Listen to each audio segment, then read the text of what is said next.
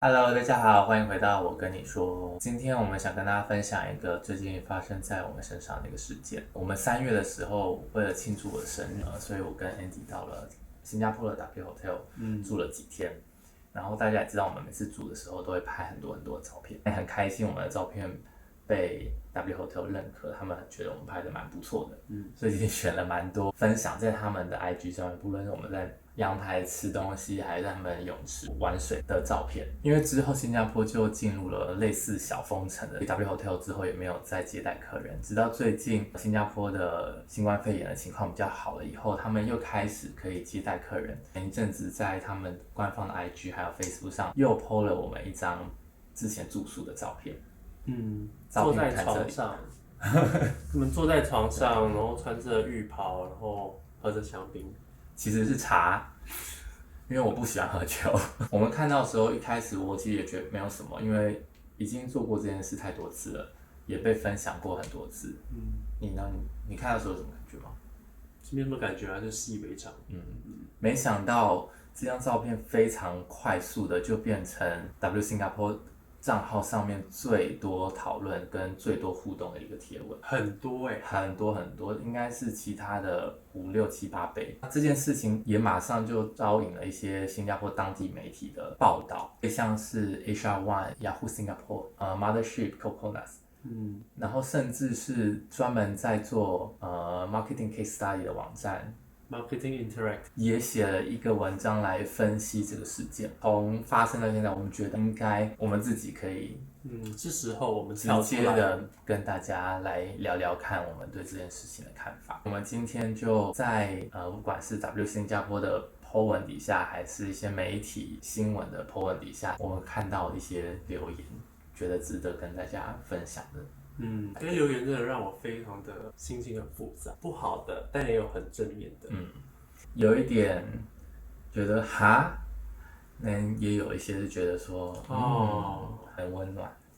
对，那我们就先来读第一则留言，第一个看到的这2个就是让我们第一眼就马上看到的，当然也是很多其他人第一眼看到的。他就说 Why can't be a normal couple being shown? Nothing against these guys, but being a 5-star hotel, there are lots of families with kids who are going to stay here in the future. How do parents going to explain such situations to the kids? 一看到马上就回答说 Actually we are a normal couple。 用正常跟不正常来判断同性恋跟异性恋这件事情是非常过时的概念。我们就是一般人而已，我们有正常的工作，我们有正常的生活，我们有正常的朋友，我们有正常的休闲活动，我们有正常的relationship。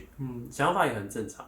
因为这个留言的先生是个新加坡人嘛，所以我想说用一个比较新加坡的方式来解释。新加坡最出名的一道菜就是海南鸡饭，有分白鸡跟烧鸡，也就是清蒸的鸡跟烤鸡。我喜欢吃白鸡，而你喜欢吃烧鸡。但是我不会因为你喜欢去吃烧鸡而说哦你是不正常的，鸡饭一定要吃白鸡啊。但你也不会跟我说哦鸡饭一定要吃烧鸡啊，吃白鸡人都不正常。你不会因为一个人的喜好而去判断说他是正常或是不正常。下一则留言他说，这要吸一口气。他说 Shameless perverts need themselves to be educated to know that this is wrong. Stop corrupting the mind of the public. 第一个，这位女士用的字非常的重，对，重到像脏话。就是这张照片是没有任何变态的成分在里面，包得紧紧的。然后我们在床上喝茶，这件事情，而且还蛮开心的，这是很开心的照片。对啊，是非常温馨开心的照片，所以看者有意吧。当你在公开的地方发言的时候，需要注意一下修辞。下一个你要不要读啊？下一个留言我们也是看到，觉得哈 ，AIDS and HIV positive stand on the bed sheets。我应该从20年前，当我在学校上过健康教育课之后，我就知道艾滋病毒的传染途径是什么。最近那个新加坡的那个 SingPass 不是可以查 O level 的成绩吗？不知道他那时候这个科目的成绩。可是大家都可能有些比较老一辈的人还是会觉得说，只要你是同性恋，你就一定会有这种艾滋病问题。疾病是不分种族、不分性别、也不分性向的。我们要做的就是注意卫生，要对自己的性行为负责。好，但是也有看到很温馨的，像是这个，他就说 Singapore needs more of this. I'm so proud of this step. I now have hope in Singapore. 谢谢。我看了也是觉得蛮开心的，因为我觉得越多人知道跟越多人认识同志这件事情，就越不是什么。那还有人说，有一对夫妻说 ，I just told my wife we are coming to you for our next vacation because of this。同志的平权这件事情，其实不是只是同志而已，不管是在台北的同志大游行，或者新加坡的频道，都会看到一些家庭，他会带着他的小朋友一起去参加。越早认识跟认识越多，对整个社会是更好的。对啊，世界上就是有很多不一样的人嘛。偏见跟歧视是不能解决问题，我们应该要放开心胸去了解彼此。还有蛮多人是称赞 W Singapore 的，他就说 Well done W Singapore, what an inspiring, uplifting post. Singapore is in need of more messages of hope and happiness like this. 其实有很多很正面的留言。然后我们来看最正面的嘛，其实这件事也是得到很多不管是媒体或者是当地的一些网红或者是名人的一些注意。这位女生叫做 Jade， 那她其实是新加坡一个很知名的夜店的 DJ， 她竟然去帮我们搜寻了很多截图。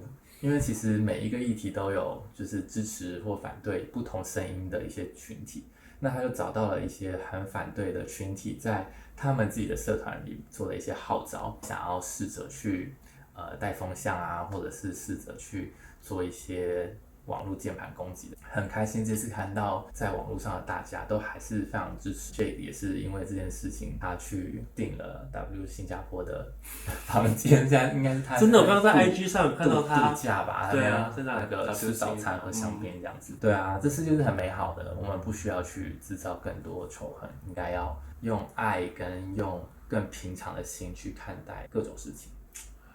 真的，我觉得这个事件也让我学会了怎么样去包容更多不一样的人。我自己个人的小小的梦想是希望同志这件事情以后可以不要再变成一个议题。这件事情就是一件非常稀松平常的事，根本不足挂齿，不想要讨论的。这就是存在于你我生活中的一件小小的事情。